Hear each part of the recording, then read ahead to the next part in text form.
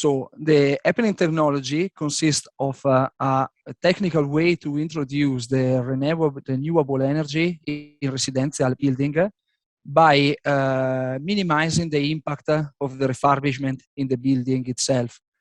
It means that the key point that we try to develop is a solution where we can actually change the central generator, that is actually a boiler usually, and change the terminals, that is a radiator in the most common application, with units that are able to work with energy renewable.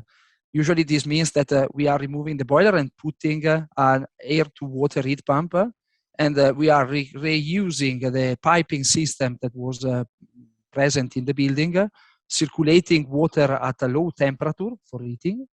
And we have developed a small micro heat pump that is actually is doing the function of the radiators and is working subtracting energy from the water loop and putting this energy inside the space to heat the rooms.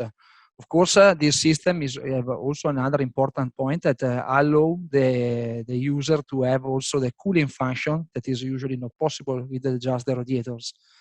And another important part of the technology is the domestic of water generation.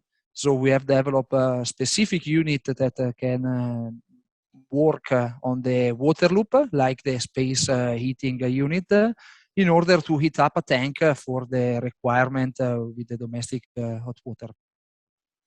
Then the main advantage of this, and at the same time a big challenge, is how to design smart controls for this, because having this set up in comparison to a traditional radiator means that you have a lot of options of you having smart controls that minimize your energy consumption and have the whole system run in a standard way. If you have only a boiler and a heat pump, then this is fairly straightforward. You just have a heating curve. The colder it gets outside, the warmer you make your water in the boiler, that the radiators radiate more energy. If you have heat pumps, you can do significantly more things.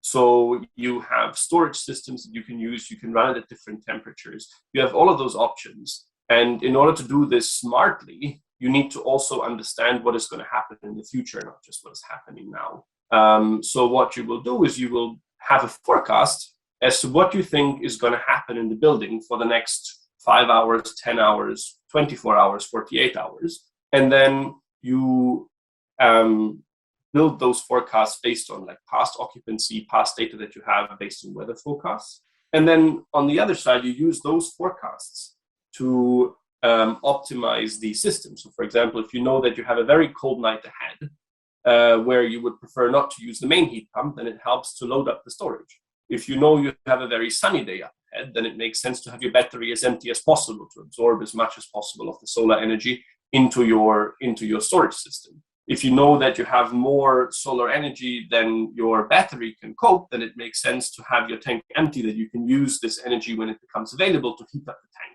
then use it later on in the way.